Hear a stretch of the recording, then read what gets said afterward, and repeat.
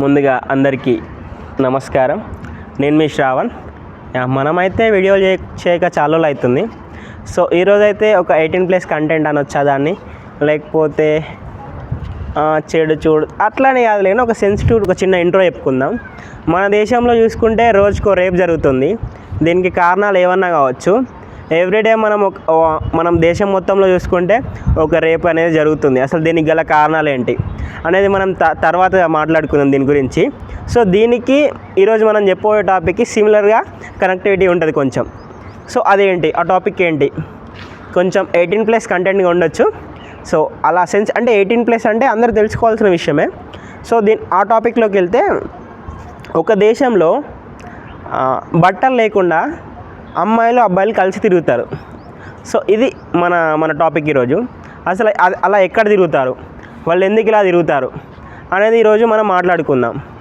So నేను ఒక ఆర్టికల్లో చదివామున్నా, జర్మనీలో అక్కడ నగ్నంగా బీచ్లలో తిరగడం ఇవన్నీ చేస్తూ ఉంటారు. సో మనం దీన్ని పాయింట్లోకి వెళ్తే 1920లో జర్మనీలో ఒక ఆచారం అనేది మొదలైంది. జర్మనీలో అంటే ఐస్లాండ్ లాంటి అంటే సముద్రం పక్కన చిన్న దీవిని మనం ఐస్లాండ్ అని అది అంటాం కదా.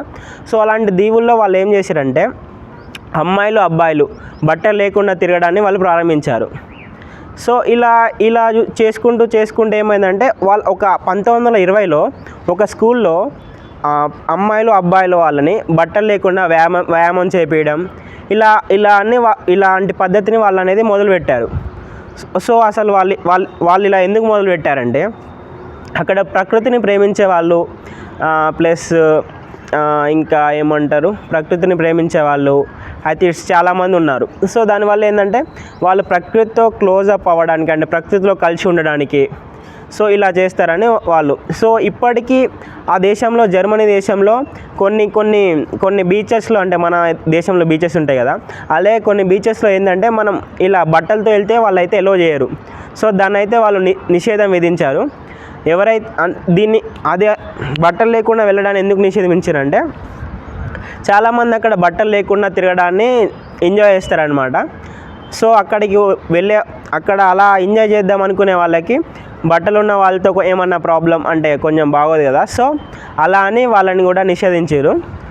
సో ఇది నాకు ఆశ్చర్యానికి గురి చేస్తుంది. మన వాళ్ళు ఇక్కడ అన్ని బట్టలు వేసుకొని ఇవన్నీ ఉంటేనే రేప్స్ జరుగుతాయి. అక్కడ అంటే బోత్ అమ్మాయి అబ్బాయి బట్టలు లేకుండా ఉంటారు. సో వాళ్ళకి మనకి డిఫరెన్స్ ఏంటి అసలు? మళ్ళీ మన దేశంలో ఏమని మాట్లాడతారు, అమ్మాయిలు ఏమంటారు, బట్టలు అలా వేసుకోవడం వల్లనే రేపులు జరుగుతాయని మాట్లాడతారు. ఇంకొక విషయం ఏంటంటే, రేప్స్ కూడా అక్కడ రేర్గా జరుగుతాయి. అసలు మనల్ని రేప్స్ అయితే అక్కడ జరగవు. ఇది ఈరోజు టాపిక్. దీనిపై మీ కామెంట్ ఏంటి అసలు? అలా అక్కడ ఇంకో సిమిలర్ విషయం ఏంటంటే, అక్కడ 1,20,00,000 మంది బట్టలు లేకుండా తిరగడానికి ఇష్టపడతారు. అండ్ పార్క్స్లలో, అంటే నార్మల్గా పార్క్స్, ఇంకా కొన్ని చోట్లలో పార్క్స్, స్కూల్స్, సముద్ర తీరాలు, బీచెస్, వీటిలన్నిటిలో కూడా వాళ్ళు బట్టలు లేకుండా నగ్నంగా తిరగడానికి తిరుగుతారు కూడా. మొత్తం కలిపి వాళ్ళు 1,20,00,000 మంది ఇలా ఉంటారని వాళ్ళు ఏమంటారు సర్వేలో తెలిపారు. సో ఇది మన ఈరోజు టాపిక్. సో తర్వాత వీడియో కోసం మన ఛానల్ని చూస్తూనే ఉండండి. So stay on Shravan TV.